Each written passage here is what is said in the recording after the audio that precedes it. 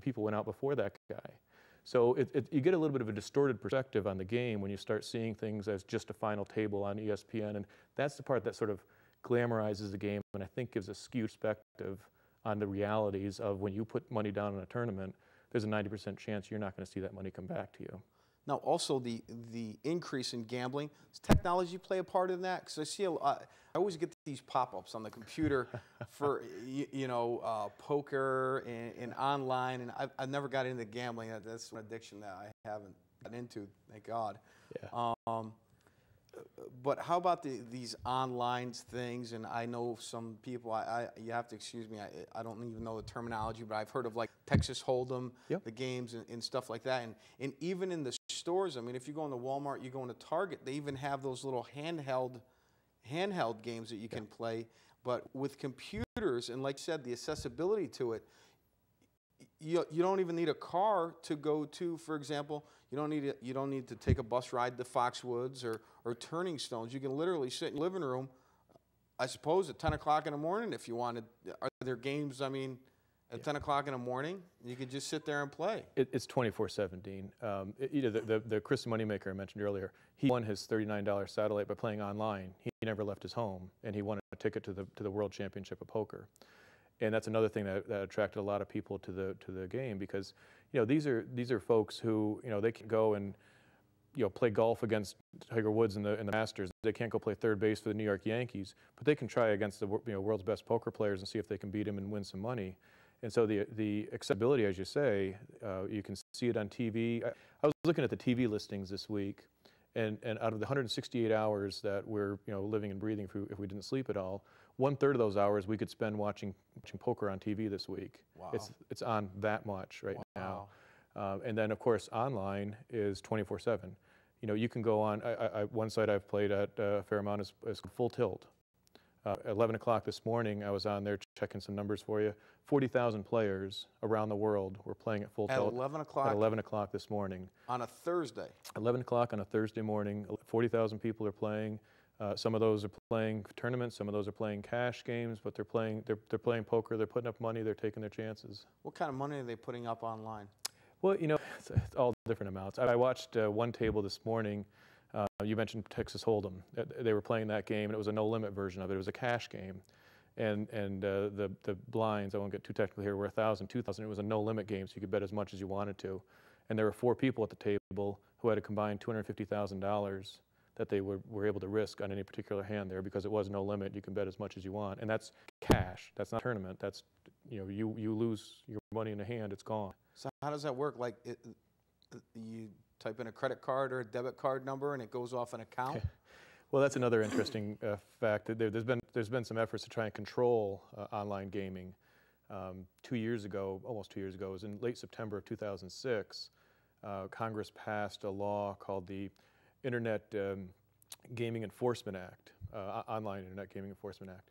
And the intent was to curb people being able to do exactly what you're describing about typing a credit card number or a checking account number and directly connect to these poker sites.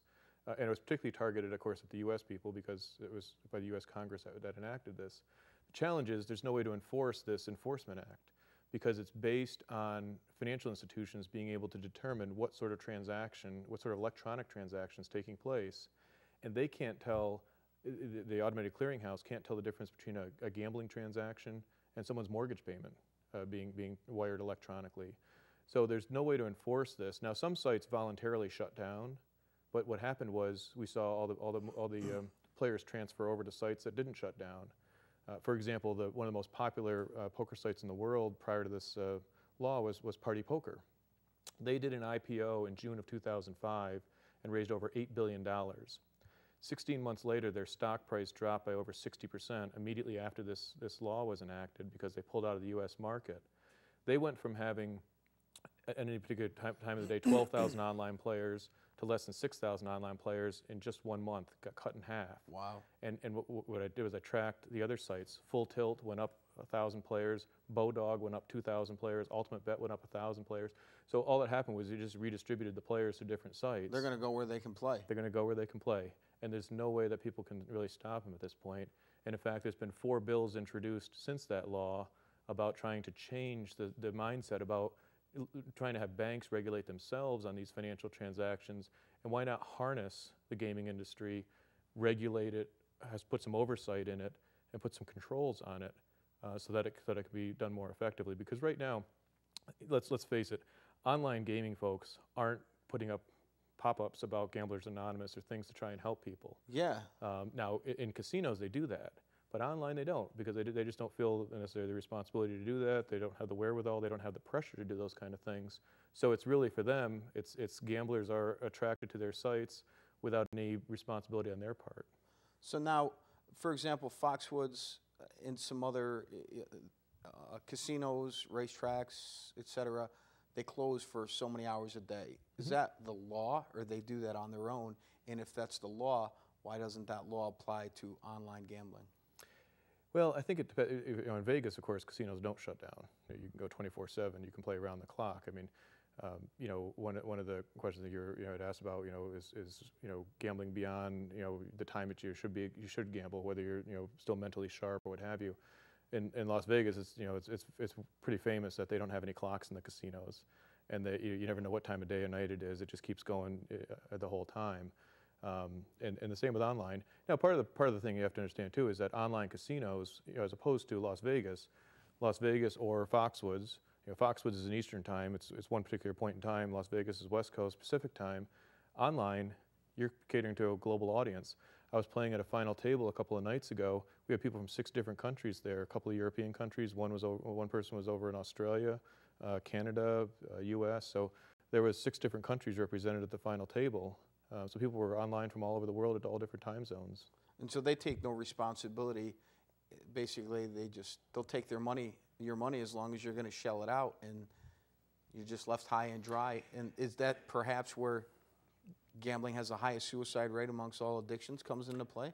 I think that's part of it. Now, one of the things that at online they do is they do limit how much money you can shift per day. It's certainly not a low amount, so it's hard to hit that threshold. Give me an example of what limit they'll place on, okay, we shouldn't let somebody put this much money on because it could be a problem. Yeah, I think it's maybe you can deposit it's a couple $1,000s in a week, maybe $10,000 in a month, something of that nature. So it's kind of cumulative, but I think where it translates into the suicide rate, and as you mentioned, gambling has the highest suicide rate. I think it is the peaks and valleys that people experience, because there is that euphoria when you win. There's a high that's involved in that, and much like you might get, in drugs or other things that you might get addicted to. But I think the highs and lows can come much faster. A lot of people, when they're winning, they let it all ride and double or nothing. And of course, if it doesn't double, then it's nothing. And so I think there's a recent case up in Montreal, as a matter of fact, up at the casino there. A fellow who had frequented the casino on many occasions and lost quite a bit of money. He ended up losing all of his money and committed suicide in the parking lot, and left a note saying, "I wanted these guys to clean up the mess that they created by taking my life from me." And there was a challenge up there, because the casino initially said, "Hey, this is the first time it's ever happened, so let's not make too big of a deal out of it." There was probes and inquiries from the police and reporters up there, and found out that in fact this had happened before, and now there's a court order for them to release the records of any other people who've committed suicide on their premises, because it is something that you go in and you think, well, I have a chance of winning, but really you have a better chance of losing. That's why casinos make money.